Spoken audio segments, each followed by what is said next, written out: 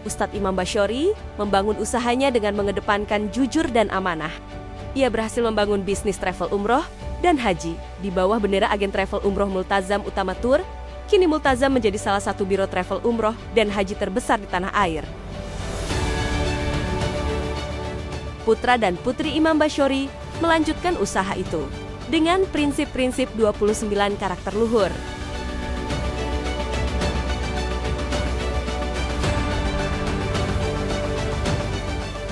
Saya tugas mubalek itu sejak tahun 1976. Kemudian setelah itu tugas kemana-mana, pindah kemana-mana. Tetapi yang perlu diketahui bukan hanya sekedar dari diri saya, tapi itu didikan orang tua saya dan juga ilham dari Allah. Saya berkecimpung di dunia haji sejak tahun 1994. Kemudian memohon kepada Allah, bermunajat kepada Allah, bagaimana Allah untuk menjadikan saya sering datang ke sini. Dengan sholat, dengan berbagai macam saya memohon, dan diberinya ternyata setelah 6 tahun kemudian. Mendirikan sebuah perusahaan, tentu harapannya ini bisa eksis walaupun saya sudah tidak ada. Pertama adalah upaya untuk intern ke dalam, kami mengambil konsultan agar kami mendirikan atau menjalankan manajemen ini sesuai dengan kaidah-kaidah manajemen yang benar. Kemudian bukan hanya itu, tapi kami membangun kepada anak-anak agar penerus ini betul-betul mampu meneruskan dengan baik.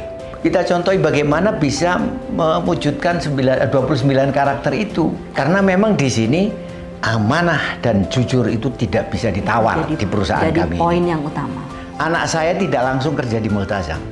Saya suruh semua kerja di luar dulu. Tapi waktu masih kecil kita udah ajari loh. Ya, pada saat kecil ya itu sudah kita ajari. Misalkan waktu kita manasik haji atau manasik umroh, mereka kita ajak.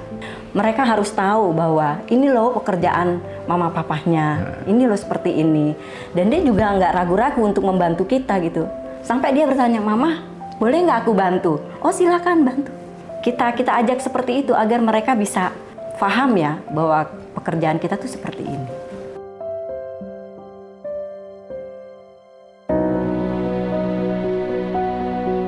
Untuk anak-anak sekarang kan tidak bisa terlalu harus begini tidak. Tetap sebagai orang tua tuh harus mengingatkan.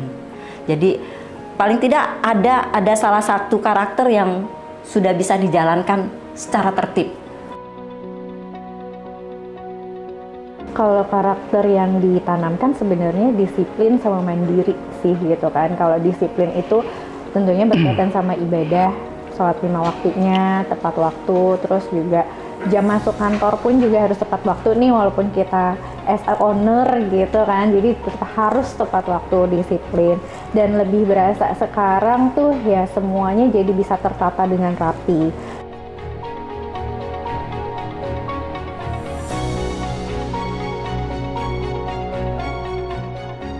Kalau kemandirian mungkin kita dulu ngerasa ya, kalau zaman saya lahir itu Bapak baru merintis Multazam.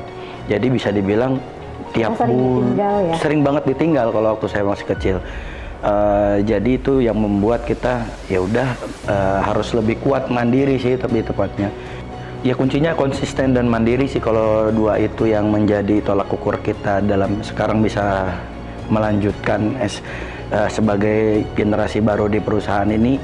Saya dengan kakak-kakak, dengan adik, dengan saudara-saudara itu yang membuat chemistry kita tetap terjalin meskipun secara profesional sekarang ya kerja profesional, tapi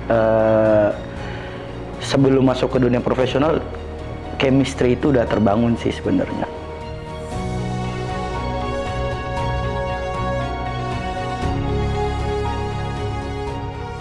Kalau 29 karakter bisa kita laksanakan, kunci keberhasilan sudah ada.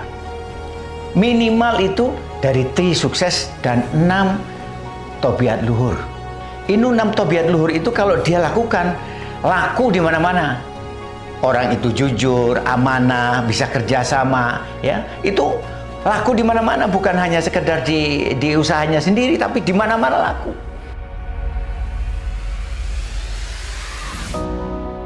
Jadi kalau akhlakul karimah sudah diterapkan, maka 29 karakter luhur itu akan terwujud di dalam setiap insan itu.